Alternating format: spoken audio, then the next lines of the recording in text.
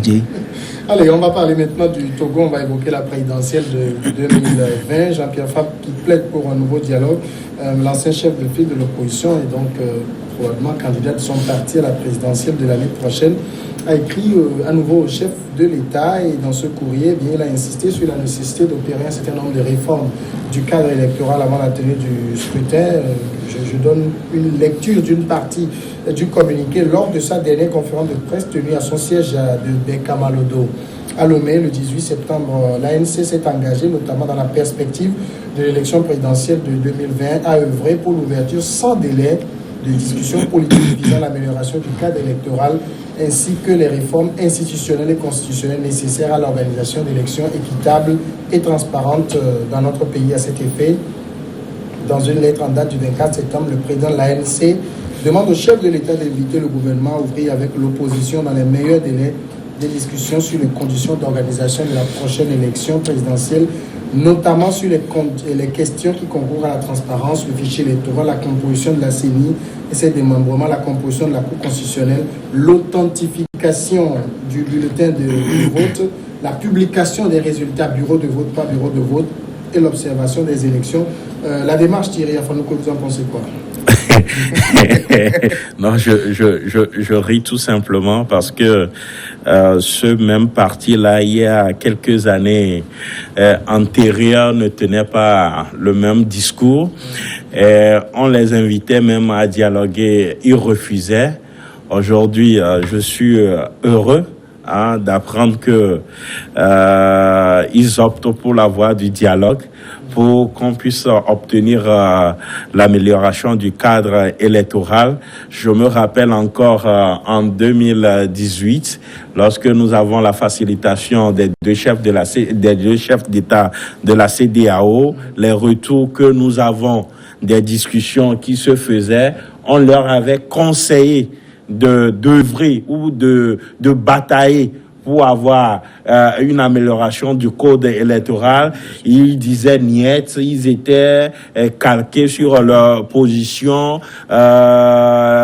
du départ du chef de l'État, ce qui a capoté ou n'a pas permis à l'aboutissement du dialogue. Aujourd'hui, ils sont là et je me demande en tant que quelle entité, c'est-à-dire que qu'est-ce qu'ils représentent aujourd'hui pour demander au chef de l'État d'ouvrir, et ils disent d'ailleurs sans délai, des discussions. Je me demande si cette demande-là va porter les fruits escomptés. Je me permets aussi de répondre, je dis en même temps non, puisque aujourd'hui même, leur lettre-là, leur demande, ça date de mercredi, si je ne me trompe. Aujourd'hui même, la CENI fait une sortie inattendue. On nous parle déjà de révision électorale, donc vous voyez que c'est trop tard. Mais ils ont essayé parce que ce parti-là a perdu de discours. Il veut plaire.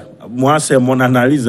Ils veulent plaire à l'opinion. C'est pour cela qu'ils ressortent quelque chose de ce genre-là, tout en sachant que ça n'aboutira pas. Jeff Le Prince, il y a des gens qui saluent quand même, pour une fois, le fait que l'ANC écrive au chef de l'État et qu'on n'ait pas retrouvé le courrier sur la place publique. Qu'on parle pas de ouais, bon, vous savez, dans la vie, il faut toujours tirer les leçons. Il faut toujours tirer les leçons parce que si ça se fait comme ça, des lettres ouvertes à un chef de l'État, à la fois ça ne donne plus sa quintessence. Et là, ça décourage. Je pense que par le passé, si les gens les ont traités de tous les maux, il faudrait qu'ils prennent leurs responsabilités aujourd'hui. Fabre n'a pas tort de demander un dialogue. C'est un ancien chef de file de l'opposition, c'est un président national d'un parti politique assise nationalement. Mais s'il n'a pas tort, vous imaginez, il n'est pas le seul président de parti. Non, je sais. Tous les autres doivent écrire individuellement. Oui, j'en viens. Lui, il demande le dialogue. Il demande le dialogue. Il n'a pas tort de demander le dialogue. Cependant, je dis, quand vous avez la possibilité de discuter, d'imposer des revendications, vous n'avez pas pu le faire parce que vous étiez en bloc. Il faut voir comment la C14 et tous les partis politiques qui attendaient au banc de touche, auxquels on n'a jamais ouvert les portes, la C14 avait la possibilité, à l'époque, de discuter. Et là, quand on était dans la rue, du coup, on réclamait les réformes institutionnelles, constitutionnelles, élections à 2 tours, il y avait 2 choses fondamentales. Rétroactivité. Bon, c'est après, de la diaspora, exactement. À un moment, on laisse ça, on dit départ immédiat de Faure Gnassingbé. Et tout cela a suscité un dialogue que le chef de l'État a demandé à ses pairs de la CEDEAO de venir au secours du Togo. Et quand l'opposition togolaise avait la force, au lieu d'avoir une vision plus longue, on est en train de faire des calculs de près, c'est-à-dire que qu'est-ce qu'on peut avoir demain ou aujourd'hui. Et il y avait les législatives du 20 décembre 2018. Et ça, l'opposition a dit, nous on ne veut pas. Alors que, comme Thierry l'a dit, on les avait demandé conseil, réclamer plutôt les réformes électorales pour que vous ayez une élection transparente et crédible. Ça n'a pas eu quand même l'assentiment de ces responsables de partis politiques. On réclamait plutôt le départ de Faure Gnassingbé, la CEDEAO doit venir, on doit renvoyer le fort bientôt, Boari doit envoyer des militaires, patati. On a eu tellement écouté des choses. Il fallait garder la rue. Oui, et on pensait que la rue allait régler les problèmes. La politique, c'est pas une question de rue. Hein. Oui, un seul Togolais de mort, c'est de trop. Il faut voir les pertes en vies humaines qu'on a eues dans ce pays. Alors, ces opposants sont là. Ceux qui sont au pouvoir, ils sont là. Leurs enfants ne sont pas dans les écoles au Togo. Quand on parle, on déplore aujourd'hui, on dit les écoles ne sont pas équipées, il n'y a pas si. Les gens s'en foutent pas mal. Parce que vous ne verrez pas ces responsables de partis politiques, que ce soit de l'opposition, du pouvoir, dans nos petites écoles ici. Soit vous les verrez au lycée français, ou bien lycée américain, ou bien ils sont à l'étranger. Ils reviennent pendant les vacances, on les voit. Donc je pense que finalement, on ne pense pas à la population togolaise. Chacun essaie de tirer le drap de son côté. Mais si FAB demande aujourd'hui un dialogue, si ça peut bousculer, si ça peut quand même amener le parti au pouvoir à tendre la main, ce serait une bonne chose pour qu'on puisse entendre à 5 minutes ici. Alors, dans le courrier, on dit qu'il a invité le chef de l'État, il a demandé au chef de l'État d'inviter le gouvernement à ouvrir avec l'opposition dans les meilleurs délais des conditions des discussions sur les conditions de bon. C'est-à-dire, pour eux, c'est pressé, quoi. Non, écoutez, il faut pas qu'on continue de plaisanter comme ça. Ce monsieur avait la possibilité de demander ce qu'il est en train de dire. D'abord, en tant que chef de file de l'opposition. Et d'obtenir gain de cause. Il était chef de file de l'opposition. Il obtenait tous les avantages d'un chef de file de l'opposition. Son devoir, c'était de rassembler l'opposition et de pouvoir bien dialoguer avec le chef de l'État. Il n'a pas fait. Ce monsieur était à l'Assemblée nationale. Ils avaient bloqué le pays pendant des années pour revendiquer des choses inadmissibles, des choses qu'on ne peut même pas penser. On les a balayés de l'Assemblée. Aujourd'hui, on a organisé des élections pour l'Assemblée. Ils ont refusé d'aller. Dans moins de 3 mois, on a fait les réformes. On a fait les réformes. Les Togolais sont allés à cette Assemblée, ils ont compris que nous pouvons faire les réformes. Et ils se sont entendus, ils ont fait les réformes. De quelle réforme ce monsieur est en train de parler? De quel dialogue ce monsieur est en train de parler? Électorales. On ne va pas continuer. On ne va pas continuer. Il y a les réformes électorales. On va pas continuer par faire des dialogues dans ce pays tout le temps. Le pays doit avancer. On a bloqué ce pays pendant des années par des marches, par je ne sais quelle marche, qui n'a abouti à rien.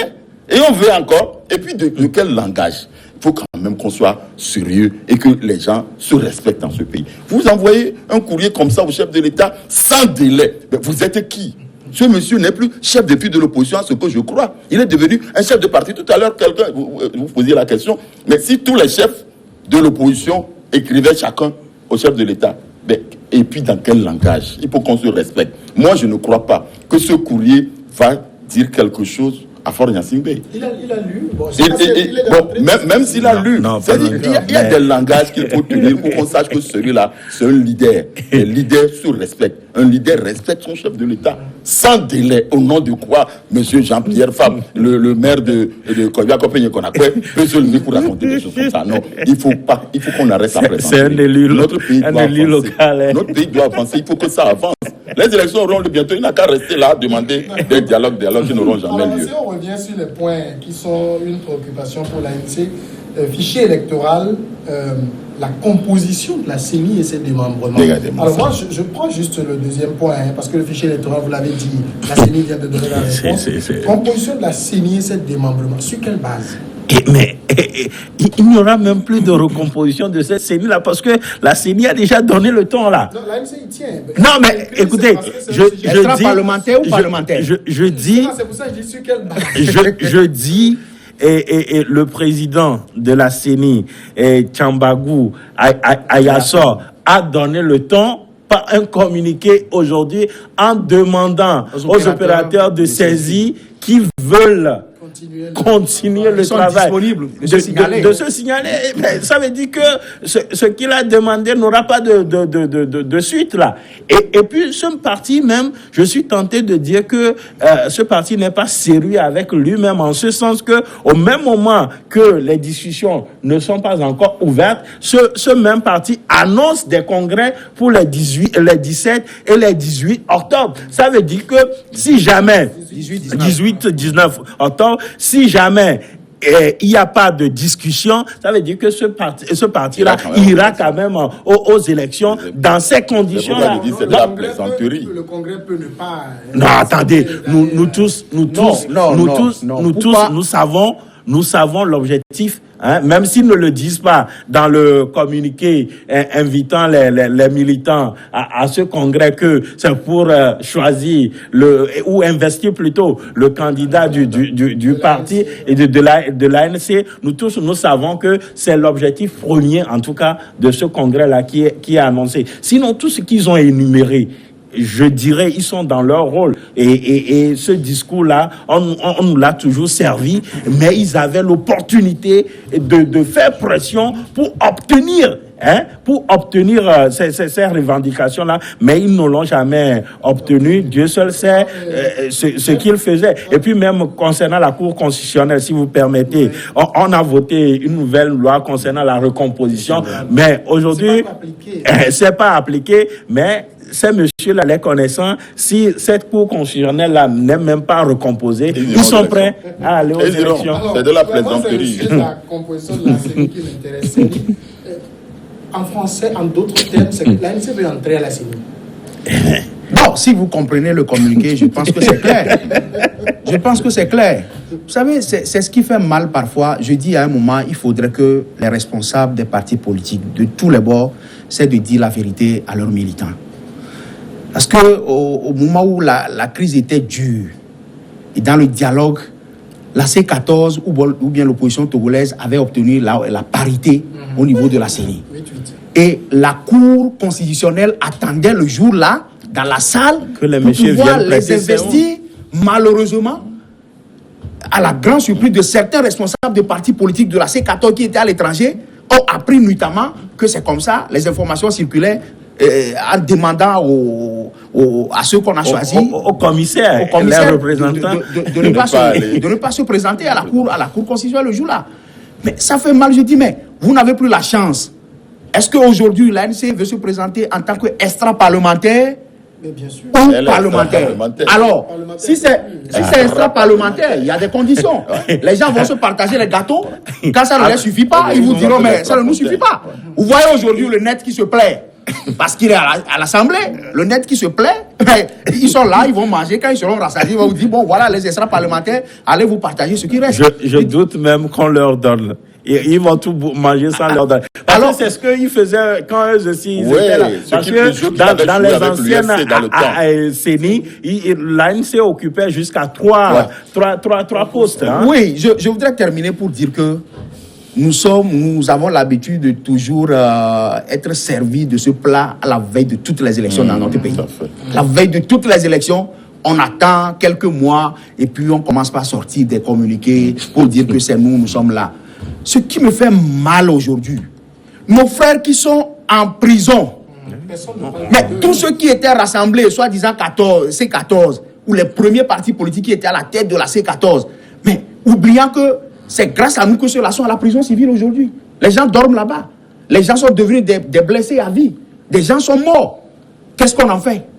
Malheureusement, on est là à la veille d'une élection. Il y a des exilés aujourd'hui. Hein? Oui, malheureusement, à la veille d'une élection, on réclame encore des choses qu'on ne peut pas réclamer. Mais il ne faut pas aussi... Vous avez touché un point qui est très important. Dans tout ce que le parti a listé, on ne voit nulle part la libération des personnes. Malheureusement. Il faut que les jeunes Togolais comprennent aujourd'hui ce que sont ces partis politiques qui se disent de l'opposition et qui veulent se présenter comme ceux qui ont les aspirations du peuple. Il faut quand même que les jeunes comprennent la situation aujourd'hui et sachent qui est pour leurs intérêts. C'est très important. C'est très important. Ce n'est pas une observation gratuite que tu as faite du fait que ça ne figurait pas dans leur planification, parce que ce n'est plus leur problème. Les enfants ont été utilisés pour commettre des bévues, pour faire des trucs, on les a arrêtés. Point bas, ce n'est plus leur problème aujourd'hui. On continue. Et c'est comme ça que ces partis-là sont. Il faut que la jeunesse comprenne aujourd'hui que son intérêt n'est pas avec ces messieurs-là. Et revoit donc... au même moment que vous interpellez la jeunesse à comprendre que ces messieurs ne sont pas avec cette jeunesse, je dis aussi le parti au pouvoir doit comprendre que il doit faire l'effort de pouvoir donner le nécessaire à cette jeunesse. Parce que si nous parlons de l'emploi aujourd'hui, nous parlons de l'emploi, nous parlons du chômage et tout ça là, le SMIC est à combien? L'emploi, vous l'avez dit si bien. Oui, le SMIC est à combien? Ceux qui ont le pouvoir, je pense... Je 525 postes que le ministère de l'Agriculture. On a 27 000 Alors, il faut voir, multiplier 27 000 candidats fois 5 000 francs pour voir... L'État ne peut pas offrir de l'emploi. Non, je sais, excusez-moi. Et c'est la raison pour laquelle, mettons les dans conditions... le programme du PND, on a tout fait pour que on puisse permettre aux jeunes de pouvoir créer des entreprises. S'il te plaît, mon cher grand frère. 25% des offres sont pour la jeunesse. Je suis d'accord avec toi. Il faudrait que nous fassions comprendre à la jeunesse quel a son effort à faire pour pouvoir bénéficier de ces 25%. Oui, je suis d'accord avec toi. Quelles sont les conditions qui sont créées pour que les jeunes bénéficient de ces 25%? On a été éduqués comment? Mais non, le Congolais on ne peut pas continuer par dire. Oui, c'est vrai. Mais c'est vrai. Je dis, il y en a qui en bénéficient. Je suis d'accord avec vous. Voilà. Je suis d'accord avec vous. Mais on doit changer de mentalité. Mais il est important aussi. Ils sont combien ces bénéficiaires? S'il te plaît, je peux finir. Il est important aussi que le parti au pouvoir crée les conditions. Il l'a créé. Créer les conditions. Le SMIC à 35 000 francs. Parce que la vie est chère aujourd'hui. Alors je les invite aussi, si la jeunesse doit comprendre, suivre le parti au pouvoir. C'est à nous d'informer la jeunesse pour qu'elle sache les intérêts qu'on leur a réservés, cette jeunesse. On va revenir au débat. Il y a aussi une autre revendication que la ANC porte, c'est la publication des résultats bureau de vote, pas bureau de vote. Oui, c'est très important. C'est pour la transparence ou la crédibilité même du scrutin. Les résultats toujours oui, attendez, mais on a vu en 2015 qu'il y a eu des problèmes qui se sont posés parce que le discours que l'ANC tenait en 2015, c'est que on n'est pas allé au bout de la compilation totale des résultats avant qu'on ne proclame ces résultats. C'est pour cela que lors de la proclamation, il y avait eu ce scandale-là où Pedro voulait empêcher le président d'alors de continuer la proclamation. Donc, et au même moment qu'on demande à l'autorité ou bien au gouvernement de travailler dans ce sens-là, je crois que l'opposition même doit avoir un système parallèle de compilation pour que il puisse avoir les résultats sortis des urnes. Et tout cela, ça demande de moyens et l'opposition doit faire un travail sérieux sur le terrain parce que même ses représentants dans les différents bureaux de vote, les retours que nous avons souvent, c'est qu'ils sont manipulés, ce qui fait, et ça fausse les résultats. Donc, c'est tout un travail à faire. Même... Oui. Moi, quand j'analyse les faits politiques, soyons sincères, les résultats ont été toujours donnés bureau par bureau. Faire la politique, c'est une question de moyens. Si vous voulez créer un parti politique et vous voulez faire du business, c'est autre chose. Alors, si vous voulez faire la politique pour être un porte-parole de la population, si c'est autre chose, il faut se donner les moyens. Si vous êtes un regroupement de partis politiques et vous n'êtes pas en mesure de mettre des représentants dans tous les bureaux de vote sur tout le territoire national, alors vous vous trompez. Parce que les procès-verbaux sont donnés. Et si vous avez vos représentants, vous leur donnez les moyens nécessaires. Ils ont mangé. Vous leur avez donné les moyens. Oui, c'est important. Quelqu'un qui est là de 6h à 16h ou à 17h, mettez 2 représentants par bureau de vote. Si quelqu'un veut uriner, veut faire ses besoins, que l'autre soit éveillé. Mais si cela n'est pas fait, et que le parti au pouvoir, en distribuant de la nourriture à ses militants dans les bureaux de vote, on te sert, et tu n'as rien mangé, et à boire. Mais qu'est-ce que tu fais devant ces situations? Alors je dis, la politique, ce n'est pas une affaire de business ou bien de s'amuser avec le peuple. On ne s'amuse pas avec le peuple. Mettons plutôt les conditions pour que la transparence y est. Et mettez les gens bureau de vote par bureau de vote. Si c'est 2, il faut trouver les moyens. De 2. Là où on nous parle de proclamer les résultats par bureau de vote, je pense qu'on pourrait plutôt dire de donner la chance aux médias dans toutes les localités. C'est-à-dire que dès que le président du bureau de vote affiche le résultat, que les médias puissent publier. Comme et au Sénégal, exactement, c'est ce que j'allais dire. Comme au Sénégal. Mais si on interdit aux médias de ne pas donner les résultats, même qui sont affichés publiquement, et qu'on attend la CENI, la proclamation de la CENI, il y a problème. Parce qu'aujourd'hui, je pense que les médias jouent un rôle capital. Dans toutes les localités, aujourd'hui, on a au moins un média rural ou bien un média commercial.